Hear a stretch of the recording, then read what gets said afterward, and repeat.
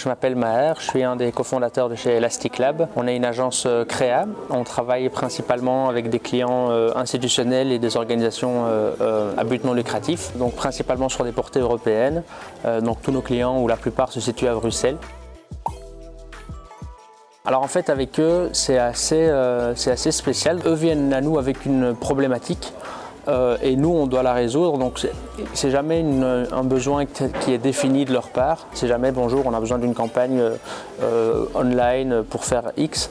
C'est plus voilà la problématique qu'on rencontre et comment est-ce qu'on peut la résoudre. Et donc on a un peu de liberté, c'est ça qui est souvent très enthousiasmant et excitant avec les clients, c'est qu'on a la liberté de réfléchir ensemble aux canaux qu'on utilise. Et donc dans notre réflexion, ce qui revient souvent, c'est généralement une solution web, que ce soit une landing page ou un peu plus élaborée, pour rediriger ensuite toute la masse. Et la masse, on va la chercher sur les réseaux sociaux d'abord. Et alors ensuite, on a aussi un peu de street qui s'organise en fonction des projets, en fonction des besoins. C'était dans le cadre d'une campagne européenne pour le projet CREST qui a été commandé par la Commission européenne. C'est une campagne où l'objectif était de sensibiliser le public belge et portugais sur les bonnes réactions à adopter en cas d'attaque terroriste. Donc un sujet très sensible avec une vraie importance, ou en tout cas un vrai focus de la part de notre client de sensibiliser sans créer de la panique sociale. C'était le gros avantage de Gloo. C'est un processus de travail qui a pris beaucoup de temps parce qu'ils avaient toutes ces peurs-là concernant la social panic. Donc toute la campagne créa n'a été prête que très peu de temps avant le moment où il fallait diffuser.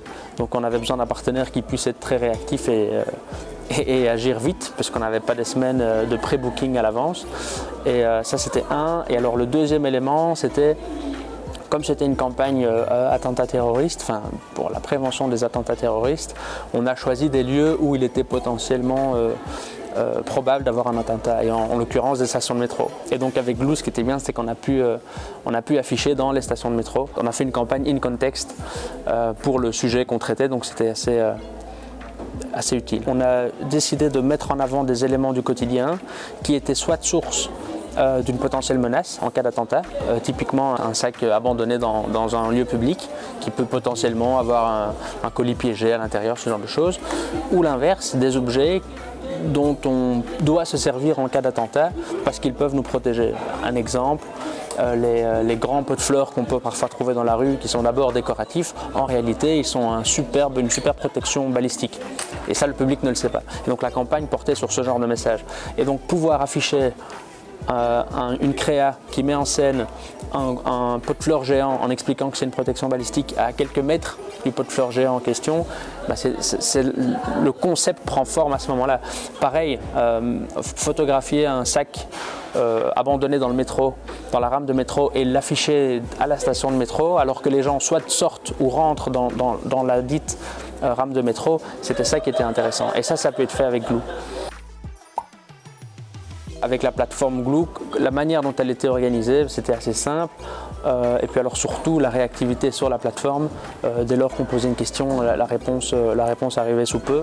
Donc ça a permis une très bonne supervision entre guillemets complète du processus. C'était très clair.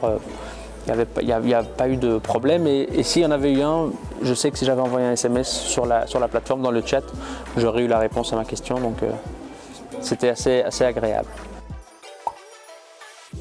Je dirais que Gloo, c'est une solution qui est abordable. Pour la facilité de préhension. C'est très facile de prendre en main la plateforme et les features qui y sont pour l'utiliser. L'équipe est abordable.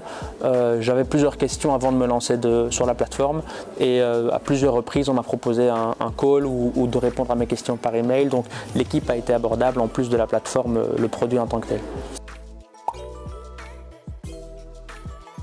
Vraiment, le gros avantage maintenant, c'est que avant où l'affichage se réservait uniquement à ceux qui avaient soit des gros budgets ou qui avaient une strate uniquement street parce que les budgets étaient ce qu'ils étaient.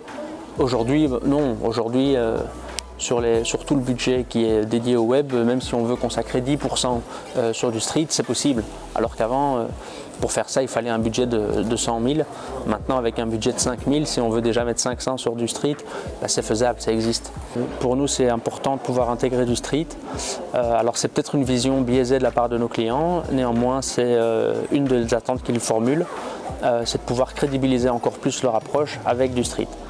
Parce qu'aujourd'hui, tout le monde peut faire une campagne sur Meta, sur Twitter, sur Google. Mais avoir ces créas live en street, c'est une nouvelle manière de communiquer pour des acteurs qui sont moins prédominants dans l'espace public. Là, c'est ce qu'on propose aussi. Donc pour eux, c'est un vrai élément et on rencontre une certaine demande lorsqu'on fait ça.